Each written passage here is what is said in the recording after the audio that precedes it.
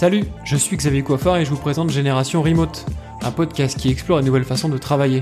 L'idée c'est de comprendre comment est-ce qu'on peut travailler autrement. Dans ce podcast on parle de télétravail, de digital nomade et de comment se créer son propre mode de vie dans un monde de plus en plus numérique. Je vous propose d'explorer ces différents univers sans filtre avec des personnes qui vivent au quotidien. Si ces sujets vous intéressent, abonnez-vous.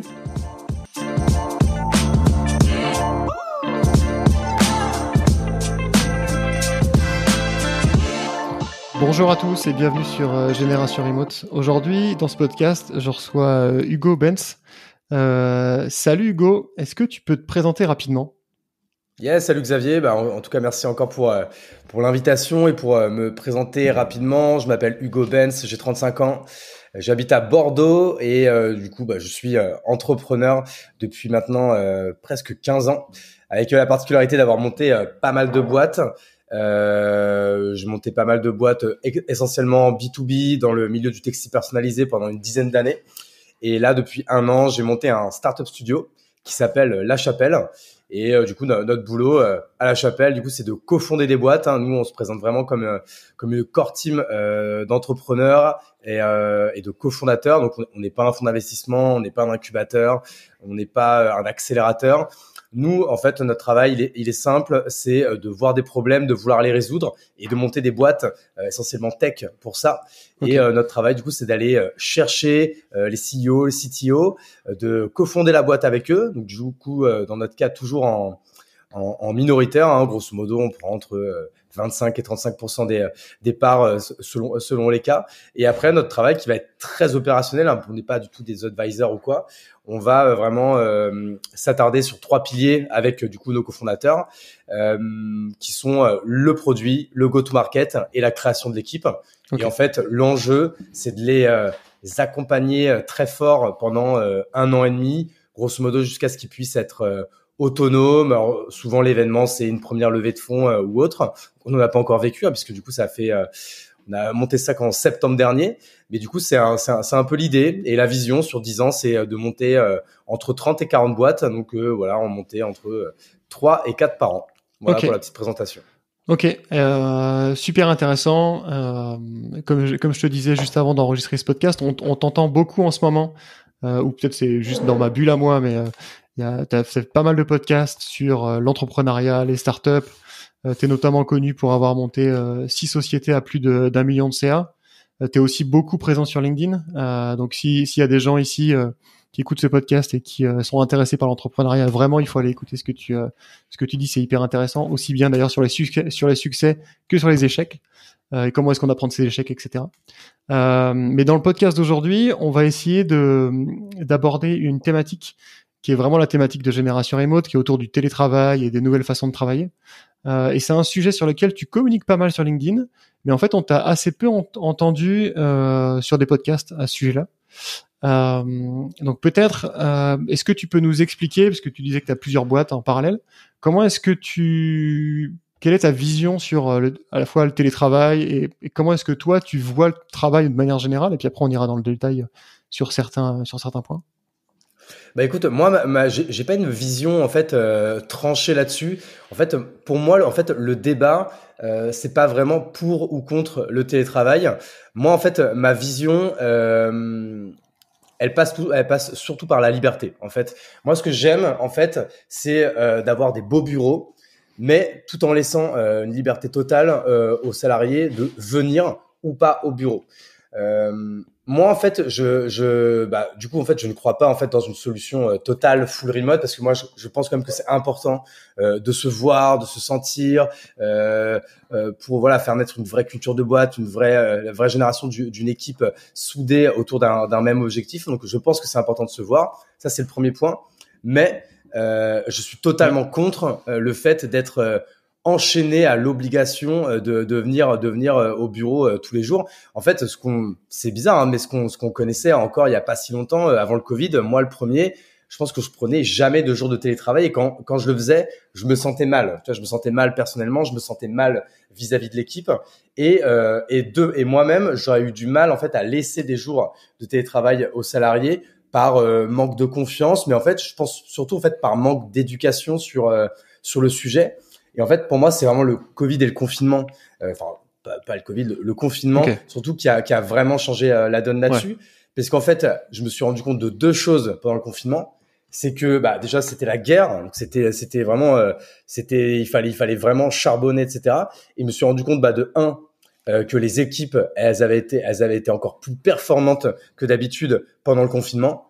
Et la deuxième chose, à titre personnel, en fait je me suis rendu compte de ce plaisir en fait de pas être obligé de se lever tous les matins à une heure H et de se déplacer, de perdre du temps dans les transports. Moi, j'étais à vélo sous la pluie. Enfin, tu vois, en fait, toutes ces contraintes qui paraissaient normales et Ouais. que tu subis, que je subissais. Et du coup, c'est ça qui a vraiment fait naître ma conviction profonde aujourd'hui, qui est de laisser une totale liberté aux salariés, en tout cas pour les miens, hein. Et dans la réalité, quand par contre tu leur offres du coup des beaux bureaux, des bonnes conditions de travail, etc. Et du coup en fait ils viennent quand même beaucoup. Et moi en fait je suis content parce que je me dis qu'ils viennent pas parce qu'ils sont obligés, ils viennent parce qu'ils le veulent. Et comme moi cette valeur de la liberté, c'est vraiment mon pilier number one, que ce soit pour moi et donc du coup il faut pas que je sois ingrat, que ce soit également le cas pour les équipes. Je trouve que c'est là qu'on arrive à trouver un bon équilibre. Même si je respecte les boîtes dont l'ADN est full remote, etc., ils arrivent sûrement à très bien s'organiser là-dessus. Moi, c'est juste que, alors peut-être, c'est Ouais. mon côté, je suis peut-être un peu plus vieux, hein, j'ai 35 ans, donc moi j'ai connu 10 ans où on était tout le temps tous ensemble, etc. Donc j'aime bien ce côté un peu, ce modèle un peu hybride, quoi. Ok. Alors de toute façon, sur ce podcast, il y a toujours un peu le débat entre full remote ou hybride, comment ça marche, quel est le meilleur des modèles. Et je pense qu'effectivement, ça dépend des gens. Il y a des gens pour qui c'est hyper important de pas être attaché à un lieu et de pouvoir et aussi avoir des contraintes, de pas avoir de contraintes de recrutement typiquement, des gens pour lesquels avoir un bassin d'emploi très grand ou international C'est vrai. directement est hyper important. Toi, si c'est pas ton cas, pourquoi pas. Par contre, le fonctionnement hybride a quand même pas mal d'inconvénients, notamment en termes d'organisation et de communication quand même, parce que j'imagine une boîte où il y a une petite dizaine de salariés, par exemple, si chacun est libre de venir quand il veut, où il veut, comment est-ce que tu fais pour être sûr que ta communication est toujours là et que l'organisation est toujours là, si par exemple, tu vois, il y a des gens qui peuvent ne pas se voir, on va dire, pendant plusieurs semaines, s'ils sont vraiment libres de venir ou pas, quoi. Alors si je suis totalement honnête, j'ai quand même une petite règle. Le lundi Ah, matin, c'est obligé de venir. Parce que le lundi matin, c'est le kick-off. Donc, nous, on appelle ça le Mondego. Et là, pour le coup, ça, j'y tiens beaucoup. Pour moi, c'est très important qu'on se voit et qu'on kick la semaine tous ensemble. Donc, ok. du coup, c'est pas possible que les gens ne se voient pas pendant déjà plus d'une semaine. Et encore une fois, alors parce que ça arrive, hein, par exemple, qu'il y ait des salariés, par exemple, qui des fois sont pas à Bordeaux ou vont partir un mois, je ne sais où, etc.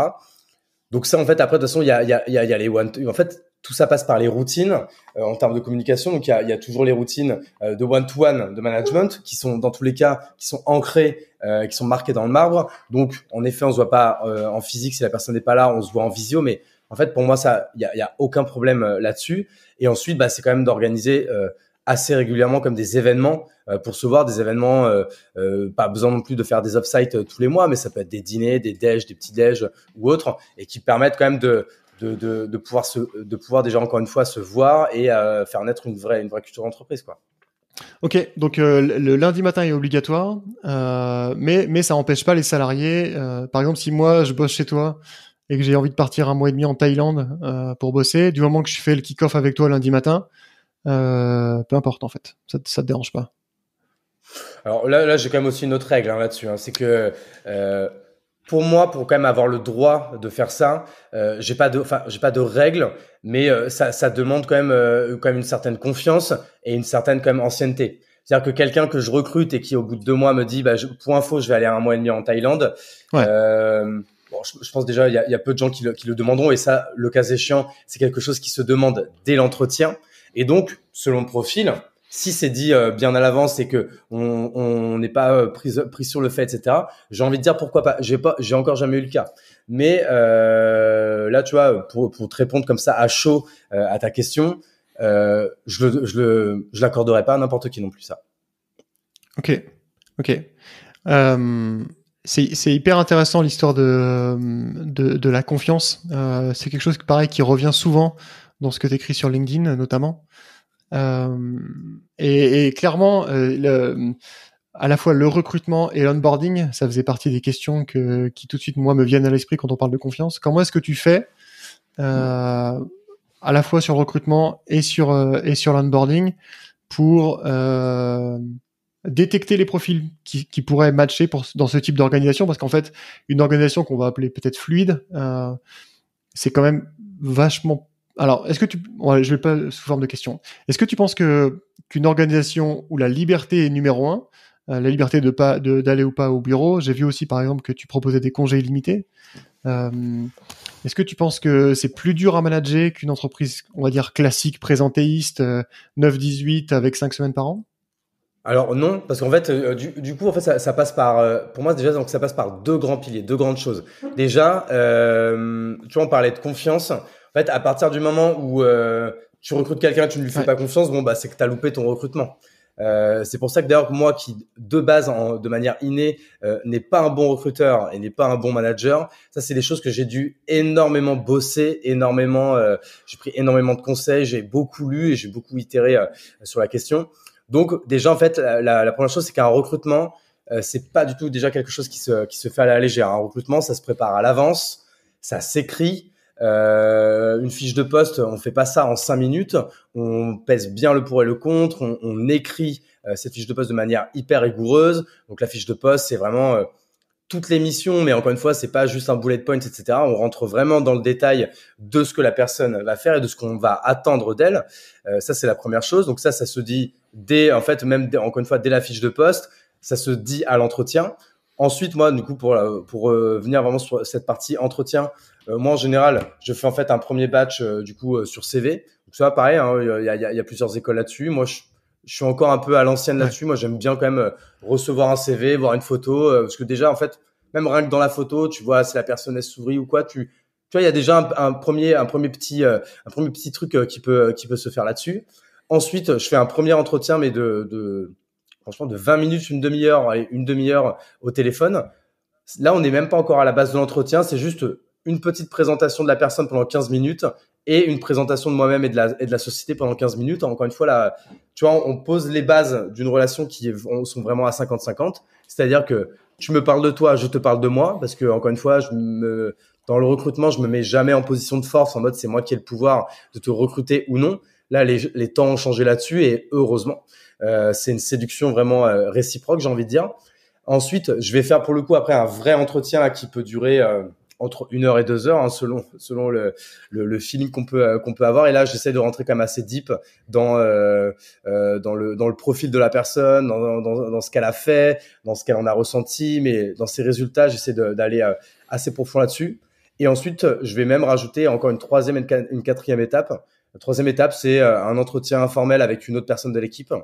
Et de temps en temps, je vais même me permettre d'appeler des anciens collègues ou anciens boss de la personne. Parce que encore une fois, le recrutement, c'est tellement important, c'est tellement essentiel. Hein, je le disais au début, hein, pour moi, il y a 3 piliers. Hein, c'est le produit, le go-to-market, donc le sales, et la création de l'équipe. Si tu te bouffes, ça te prend énormément de temps, de bande passante, d'énergie et de l'argent. Donc, il faut pas se tromper. Quand il y a un doute, il n'y a pas de doute. Donc, moi, avec ces 4 étapes, normalement, si t'es pas trop bête, t'es sûr de pas te tromper quand tu choisis la personne. C'est-à-dire que la personne, elle arrive, elle sent qu'elle est attendue. On organise un petit déj, il y a une présentation de la boîte. Elle a son ordi, son téléphone, le cas échéant. Sur son ordi, il y a déjà tous les tools qui sont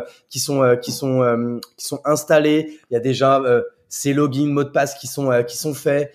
Tu vois, je pense qu'il y a pas pire expérience. C'est ça que je pense que beaucoup de gens l'ont déjà connu. T'arrives quelque part. Limite, ton boss, il se rappelait pas que c'était le jour de ton arrivée. Ouais. On est là, ah putain, il faut lui trouver un ordi. T'as même pas déjà d'agenda où t'as déjà toutes les routines de boîte qui sont déjà rentrées dedans. Enfin, bref, moi pour tout ça, je pense que c'est hyper important.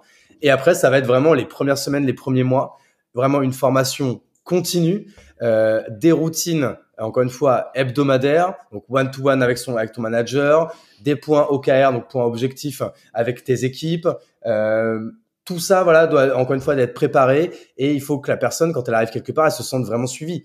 En fait, il faut toujours s'imaginer la personne qui arrive en cours d'année dans un collège ou dans un lycée. Je veux dire, il y a rien de pire que d'être, il y a rien de plus intimidant que d'être le nouveau ou la nouvelle. Et si t'es pas bien accueilli, pas bien accompagné là-dessus, bah, l'expérience elle est encore moins bonne et tu vas beaucoup moins te sentir accepté et aller du coup dans la même direction que l'ensemble de tes équipes et de tes boss, quoi.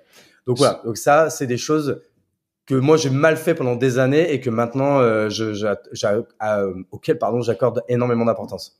Et sur la période onboarding, tu es toujours sur un fonctionnement hybride, ou est-ce que l'onboarding doit se faire sur site? Est-ce que la personne qui vient d'arriver est forcément au bureau pendant un mois, 2 mois, le temps de vraiment tout piger, de rencontrer tout le monde, etc.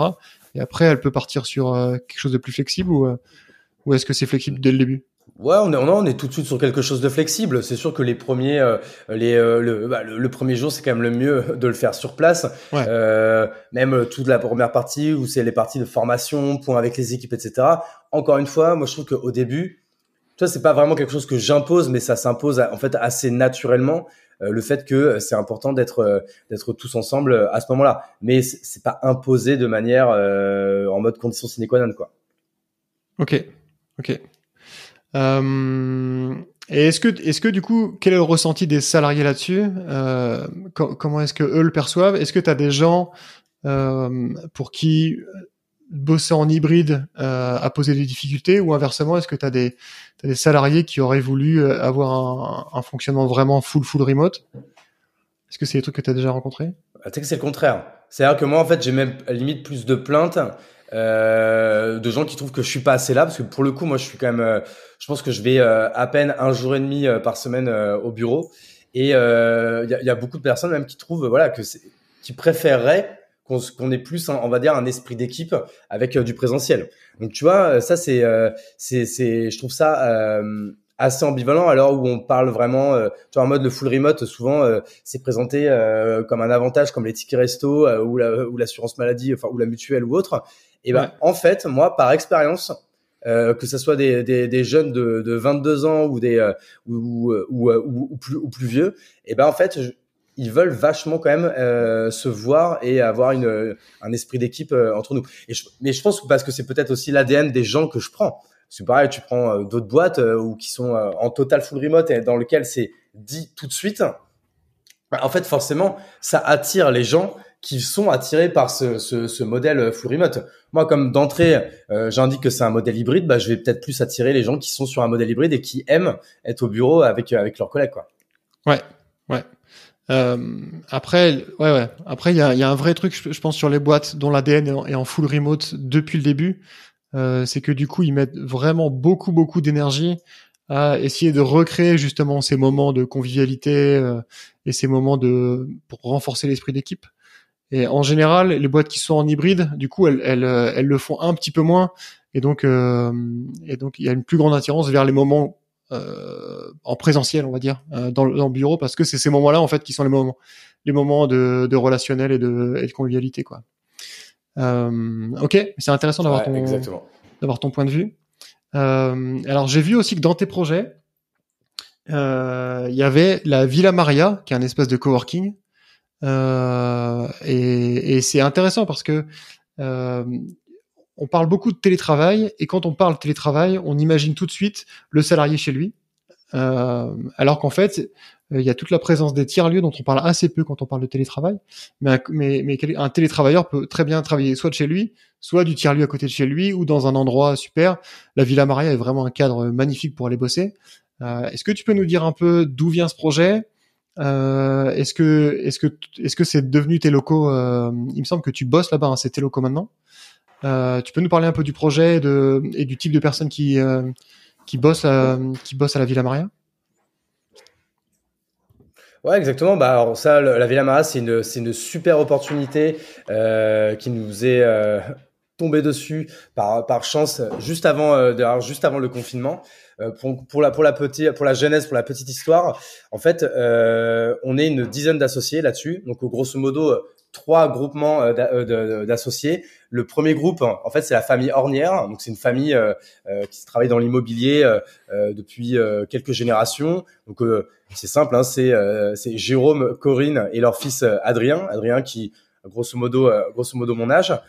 Et c'est eux en fait qui ont trouvé le lieu et qui l'ont en fait racheté aux enchères à la mairie de Bordeaux. Donc ça c'est la première chose. En fait, c'était un bâtiment qui était historiquement qui appartenait à la ville et donc ils voulaient se séparer. Et en fait, très vite, ils se sont demandé de ce qu'ils pourraient faire avec ce lieu. Et en fait, très vite, il y a l'équipe de Cosa Vostra. Donc la personne la plus connue de Cosa Vostra, c'est évidemment Mathieu Stéphanie, hein, du podcast Génération Do It Yourself. Mais il y a également Laurent avec son podcast Le Panier, et ils sont même 4 associés, ce qui y a également Jérôme et Pierre. Et ensuite nous les petits derniers, du coup un peu la team Kimono Capsule, donc avec Olivier, Sébastien et moi, qui sommes arrivés dans l'aventure quelques semaines après. Et en fait l'idée c'est de se dire bon bah on achète ce lieu tous ensemble, on va y mettre nos salariés bordelais pour ceux du coup qui veulent y travailler, et comme il y a plus de 100 places et que nous on en aura occupé grosso modo une cinquantaine, et ben c'était l'idée de dire l'autre moitié ce sera du coup un espace de coworking. Et voilà en fait comment l'aventure, on va dire, a commencé, quoi. Ok. Et du coup, est-ce que tu avais déjà bossé dans un espace de coworking avant, et qu'est-ce que ça t'apporte? Jamais. Et quel est ton feedback après plusieurs mois bosser dans un espace de coworking, et que ça apporte des choses à l'entreprise? Comment tu vois le truc? Bah, écoute, en fait, après, c'est pas non plus le but, hein, de base, hein, en fait, l'essence même du projet, c'est de se dire qu'on a les plus beaux bureaux de Bordeaux et que du coup, on offre un cadre magnifique pour nos salariés, avec un château, des extérieurs, des espaces verts, une piscine, un boulodrome, des terrains de tennis et des terrains de paddle à 50 mètres. C'était un peu ça, c'était vraiment ça l'essence même du projet. Ensuite, maintenant, qu'est-ce que ça apporte? Bah, c'est vrai que c'est cool parce que on n'est pas seulement dans un entre-soi.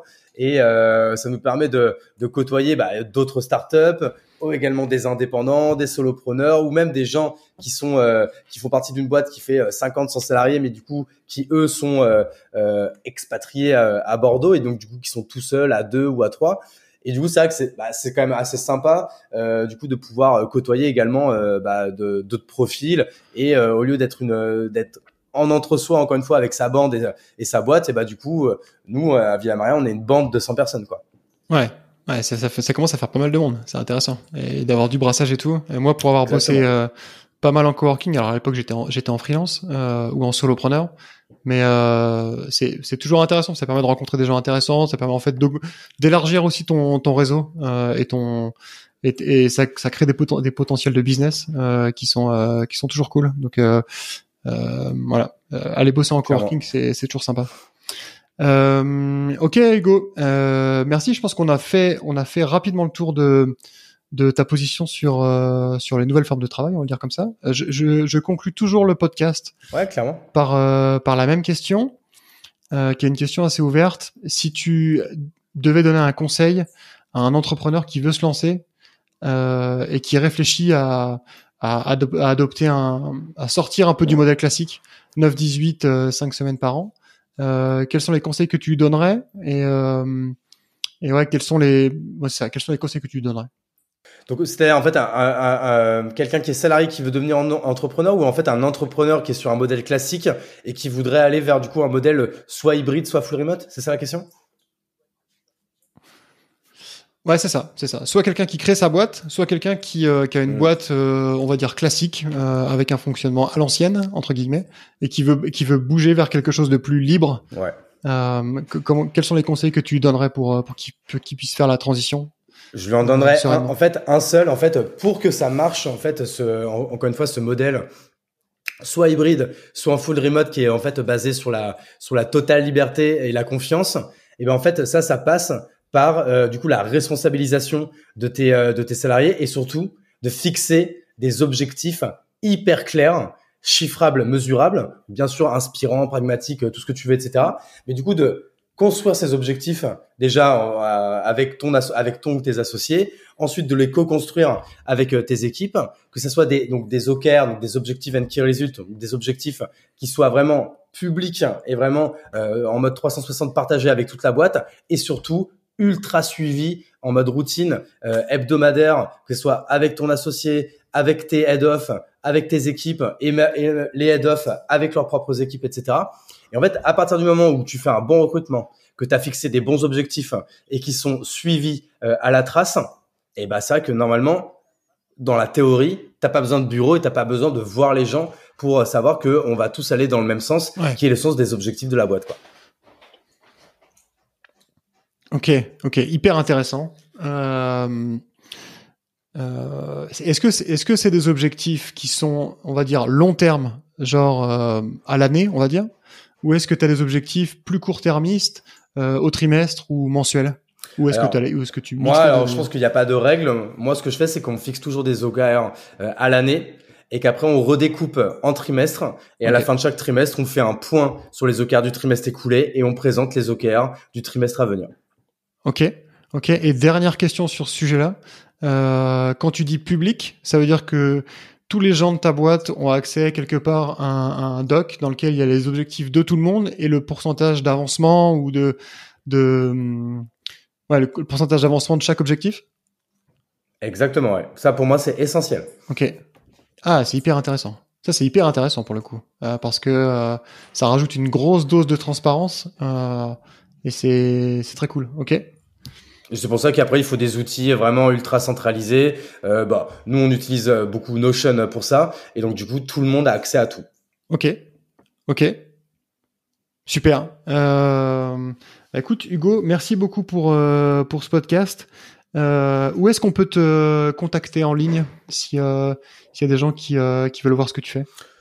Essentiellement sur LinkedIn, du coup, à mon nom, donc Hugo Bentz, B-E-N-T-Z. Okay. C'est le réseau sur lequel je suis le plus actif. Ok, ouais. Je mettrai ton lien LinkedIn dans la description du podcast. Merci beaucoup pour ce podcast, Hugo. C'était très cool. Merci beaucoup, Xavier. Bonne fin de semaine et à très bientôt.